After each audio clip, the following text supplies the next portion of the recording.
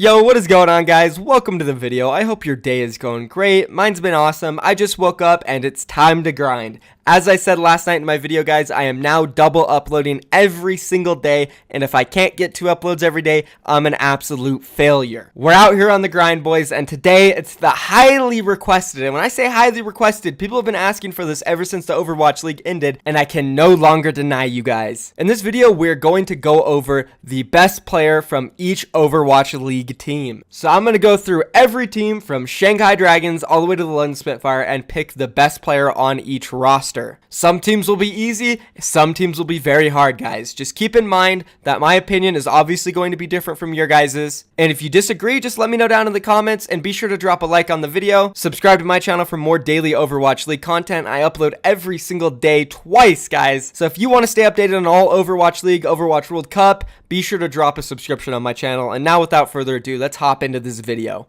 Alright, so the format for this video is going to be a little bit different from the other ones. Usually I go from either the worst team to the best team, or the best team to the worst team. I'm going to do a random number generator, 1 through 12, and whatever number I get from the random generator, if I get 1, then it's going to be London Spitfire. If I get 12, it'll be Shanghai Dragons, and so on and so forth. And now, rolling the random generator, the first number I get is 6, and that is going to be the Boston Uprising. So Boston Uprising, they actually have some pretty good players, and it's somewhat close. I feel like most of you will know who I go with. Alright, so let's just go ahead and go through the entire roster, and I will tell you guys who are actual contenders for being the best player on the team. Starting off with the DPSs. And of course, first we have Striker, who is obviously going to be a contender, probably one of the best players in the league overall. Moving on to their second DPS, we have Mistakes. Now, he's decent, not really a contender for best player on the team though. Now moving on to the off tanks, we have Kalios.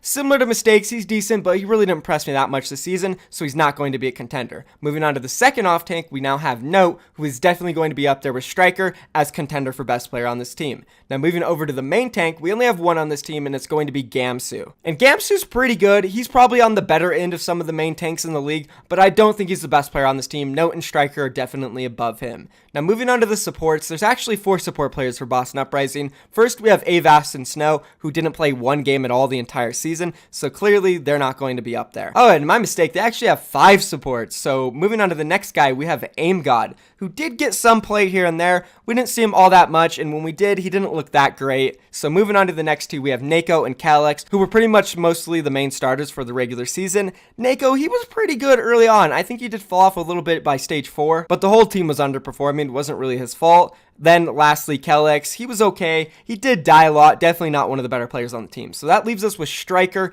and Note. Who do I think was better for them in the season? It was honestly so close, but Striker is going to edge it out just because of his insane performances during stage 3. I feel like Note was very consistent, and he was always doing very well for this team, but the all-star MVP performance Striker had in stage 10 when the Boston Uprising went 10-0 has to make him the best player from this team. Alright, now moving on to the next random number, we have 12, and that's going to be the Shanghai Dragon. Well, I knew I was going to have to do them eventually, right? And let's be honest, most of their roster is complete trash. They did make decent upgrades halfway into the season, pulling in Otto, Fearless, and Geguri. And besides those 3 that they pulled in during the middle of the season, there was one original member of that roster who did impress me sometimes, and it's going to be Dia. Without a doubt, the best player on this team has to be between those 4 players. Now, starting off with Geguri, she was definitely an upgrade over MG and Zushu, but by no means was she ever super impressive, and would I ever give her the best player on the team. Now, moving on to the other 2, Fearless, he was a step up from Roshan in main tank play.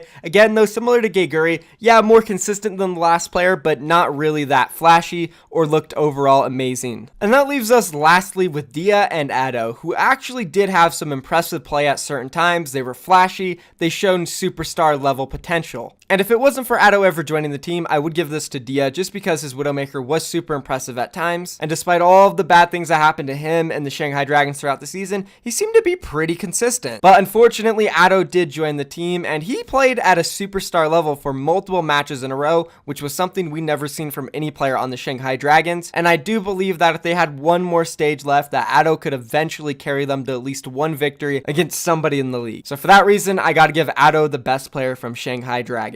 And we get number 10, the Dallas Fuel. Now, the Dallas Fuel are an interesting team. They do have superstar talent all over, but for some reason, nobody on the roster really consistently played like a superstar. Effect had a couple games where he looked absolutely insane, but by no means was he able to consistently do that. Same with Taimu. Sure, Mickey looked like a superstar in stage 4, but what about the first 3 stages where he was one of the worst divas in the league, if not the worst? There's only 3 people on this roster from season 1 that could be considered the best player, and that's OGE, Unco, and Seagull. OGE came in and he pretty much saved the main tank role for the Dallas Fuel. Previously they had XQC, was always in trouble, and prior to that they had Coco, Taimu, and it never really worked out for either of those guys. So OGE definitely up there, but not better than Seagull. And then we're moving on to Unco, who was pretty damn good and consistent for the Dallas Fuel from stage 4, but just not as consistent and as good as Seagull was throughout the entire season for the Dallas Fuel. I know he's not on the team anymore, but I have to give it to Seagull. His flexibility, the way he could play Diva, the way he could play Genji, Pharah, pretty much any hero that they told him to touch, he took it to the next level and performed like a beast. If it wasn't for this guy, they wouldn't have had this stage 4 performance and they wouldn't have been able to turn the season around. So for that reason, Seagull is the best player on the Dallas Fuel from season 1. And the next number we rolled was 1, boys. That's going to be the London Spitfire. Now this is a tough one. You guys might think, oh, he's just going to go for profit, which I'm not going to lie, I probably will go for profit, but still, there are some good players on the London Spitfire. Let's go through the contenders. Starting off with Profit's partner on DPS, we have Birdring. Now he isn't a contender, but he played really well in stage 1 and he definitely bounced back in the playoffs. If he was just a little bit more consistent, maybe he could be in the running, but he just can't be. Now moving on to off tank, we have Fury. Fury's an incredible off-tank, maybe the best in the entire league. He proved it in the playoffs, but throughout the regular season, he wasn't always that consistent either. And at certain times, HooYall kind of did look like the better off-tank for the London Spitfire. And to be honest, I think this really is going to come down to consistency. Who was that one player who was performing non-stop for the London Spitfire throughout the entire season, even when they were slumping? It was Profit. But let's go ahead and talk about Gesture real quick. Now, Gesture, he is probably the guy who could potentially take the best player for this team if it's not Profit. His main tank play for most of the season was pretty impeccable. He did slump there a little bit from the middle of stage 3 to the end of stage 4, but God, once we got to those playoffs, he was on fire. His Orisa and Reinhardt play looked better than it ever had been before. His synergy with his team was insane. Always setting up these huge plays with Dragon Strikes and Diva Bombs. Then when he was on Reinhardt, he was hitting massive shatters, communicating very well with Profit on the Brigitte. And then his Winston in the playoffs was phenomenal. It was better than we had ever seen it before. And don't forget, in stage 1, his Winston was really damn good, one of the best in the league. His decision making was absolutely incredible. He never made a bad jump and he always got away with his life. But again, just a little bit inconsistent during the middle of stage 3 and stage 4, so because of that, the best player on London Spitfire has to be Profit. Ooh, and we get the Seoul Dynasty next. This one will be interesting. Actually, I don't even really want to pick a player from this team because, it was just a bunch of pathetic underperformances this whole entire season. Besides Fleta popping off in stage 1 and a little bit in stage 3, I can't think of any all-star play from this team at all. I said it in my last video, it blows my mind that they actually won 22 games. It feels like the Seoul Dynasty went like 10-30. Out of all of these players, Zunba was definitely the most consistent, but he never popped off. He never really looked like a superstar. So it's like, either do I go with the inconsistent superstar in Fleta, who had 2 good stages, or do I go with Zunba, who had a pretty good overall season, but nothing like amazing or above average? I think I'm going to have to go with Zunba being the best player, just because when Fleta wasn't performing good, he was performing really bad. His stage 2 and stage 4 performance was like 10 levels under stage 1 and stage 3. That inconsistency just cannot happen, so for that reason, Zunba was the best player on Seoul Dynasty. Alright, we just rolled the 7, boys. That's going to be the Houston Outlaws. Now, this one actually is interesting. There's a lot of like decently consistent players on this team. There's also some who like seemed consistent, but altogether didn't look that great. Like Coolmat, we expected more from him. He just seemed like average throughout the season. Well, it was kind of like that with all these players. During stage 1, they seemed like superstars. Coolmat was completely popping off. He looked like one of the best divas in the league, but after stage 1, it was like, you never really heard much about him. He wasn't really doing incredible plays, wasn't eating a bunch of gravitons, wasn't really the guy who was always in the right spot at the right time like he used to be. And I felt the exact same way with Jake and Raucus. During stage 1, they looked pretty good, like one of the best players in that specific role. Going on into the next 3 stages, they were just average or even below average at times for both of these guys. There's only 2 players on this team that could be considered the best player of the Houston Outlaws, and that's Linkser on DPS and Muma on main tank. Linkser definitely carried a lot, and usually when he was popping off, they would win. But because of this, they relied a little too much on him, and when he didn't pop off, the Houston Outlaws were always in trouble. It reminds me a little bit of the Fleta versus Zumba situation where one of them's an all-star and he fragged really hard sometimes, but when he didn't, the team lost and he just didn't look that good overall. And then the other player was just really consistent, which Muma, in my opinion, was one of the most consistent players of the entire league. I can't really remember any specific games where I thought, wow, Muma's just like shit in the bed right now. What is he doing? Why is he constantly suiciding? What are these jumps? He was always a super safe player, and I think that made him look consistent, even when his team was doing really bad. But if I also think about it, I can't really remember too many games where Muma looked like he was actually carrying somebody like Gesture or Fisher. I did give it to the consistent player for Seoul Dynasty, but I feel like Linkser was a little bit more consistent than Fleta. He might not have hit the highest peak of play like Fleta did at certain times, but Linkser did carry more games than him. So I'm going to have to go ahead and give it to Linkser for the Houston Outlaws. And the Houston Outlaws was definitely one of the harder teams to do here. Muma and Linkser are both really good, and I wish I could kind of combine them and give it to both of them. But I can't, so it's got to be Linkser. And we just rolled an 11, guys. That's going to be the Florida Mayhem, and it's not really a question. When Saya player joined this team, the level of play he had was incredible. He immediately looked like one of the best Widowmakers in the league, so for that reason, it's got to be Saya player. Yeah, Logics looked good during the middle of stage 2 for a few games in a row. Other than that, I guess maybe Tavix had 1 or 2 good games. Like, I don't even know why I'm talking about this. Saya player is literally the only guy on this team that came close to superstar level of play, and he exceeded as a superstar. So Saya player 100% for Florida Mayhem. And we just rolled the number 4, boys. That's going to be the Los Angeles Valiant, and this might be the hardest one of them all because every single one of their starters was popping off from stage 3 all the way to the finals of stage 4. For DPS, we have Soon and Agilities. Both played out of their minds. Soon was incredible on the Widowmaker. Agilities was playing like a god as a flex. Then we move on to the off tank. We have Space. He came in for Envy, and we thought, oh my god, Envy was so good. There's no way Space is better. He was better, and apparently he's an amazing teammate too. Moving on to the main tank, we have Fate. He was a beast. The guy's a South Korean main tank. That's proof right there that he's one of the best in the world. He got selected over players like Fisher, Gesture, Mano. What? That's crazy. Moving on to the supports, we have Custa, who came in from the Dallas Fuel.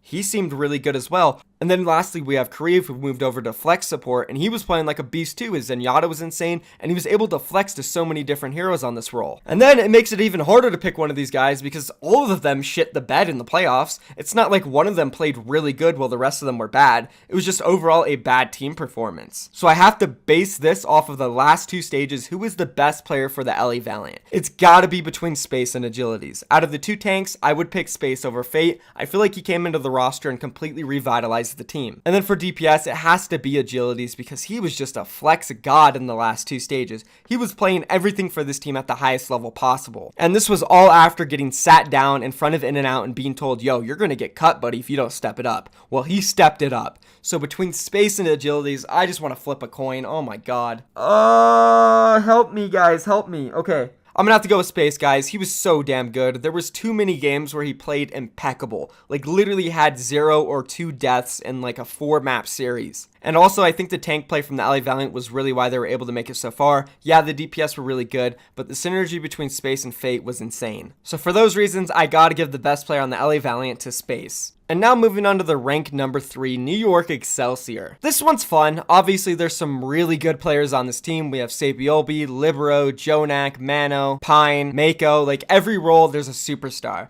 But we all know who got the MVP, and we all know he deserved the MVP, and that's Jay Jonak. You just can't give it to anybody over him. Sabiolbi, maybe, but then you look at his playoff performance, he wasn't really able to adapt to the meta and play anything that the team really needed. Sure, Jonak maybe didn't play all that great in the playoffs, but I do feel like it's more Sabiolbi's fault that they lost rather than his. As for someone like Pine, yeah, he looked like a superstar most of the time he played, but most of the time he played wasn't all the time. Jonak played every single game, and he performed like the best Zenyatta in the world every single game. So this one honestly is pretty easy. You got to give it to Jay Jonak for the New York Excelsior.